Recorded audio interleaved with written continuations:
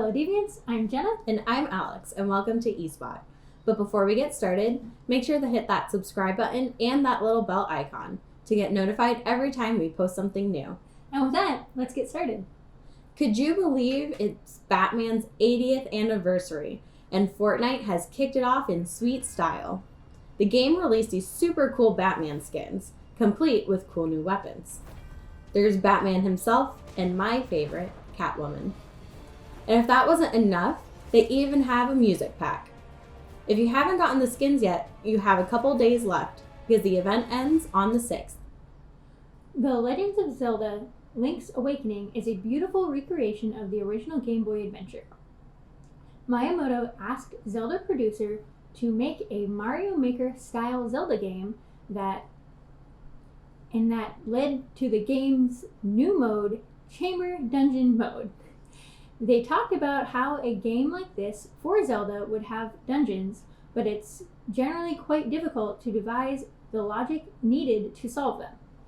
Because of that inherent difficulty, they thought about how to take the spirit of that gameplay and create something more approachable for players. The game allows you to think about how to arrange parts that already have a solution to create a single dungeon, instead of allowing players to create complex arrangements like in Super Mario Maker 2.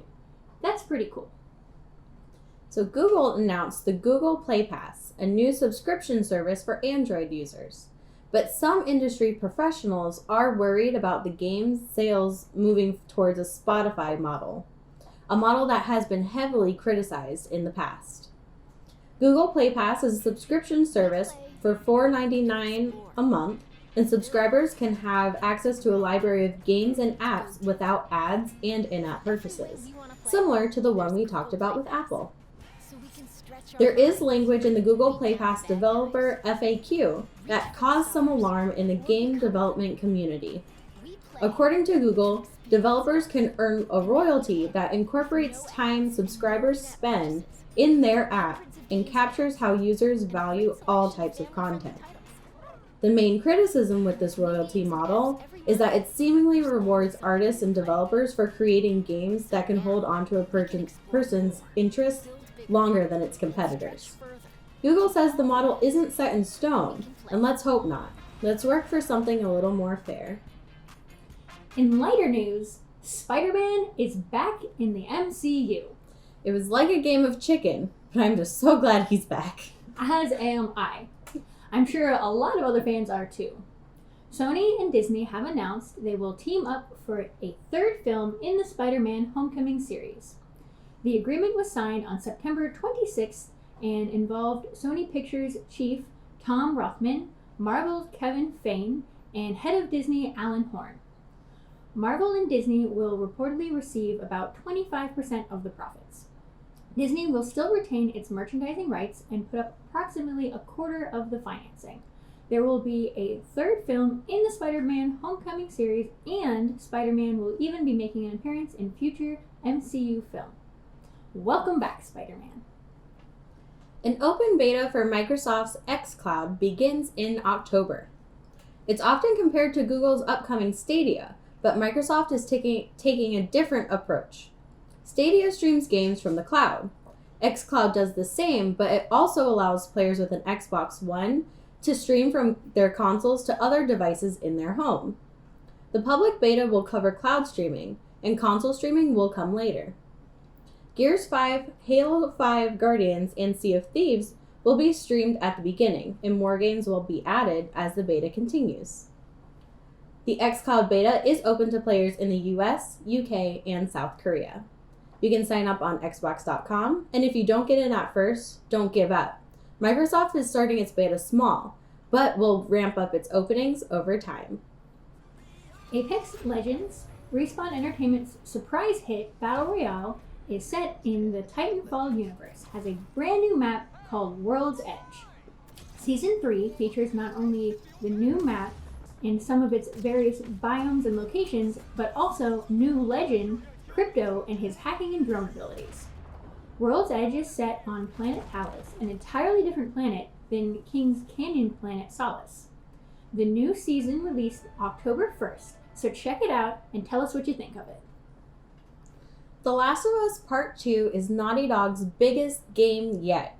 It wasn't actually intended, but they did set out to tell a very ambitious story, and that became the biggest game they've ever done. Biggest applies not just to the amount of content, but is a philosophy that plays into world design and gameplay. For those who might worry that bigger means possible padding, Druckmann assured that the team intends to match the pace and flow of the original game.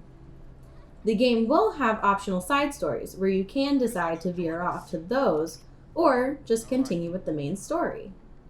Sounds like the game is going to be pretty badass. So, pretty cool news for fans of famous streamers.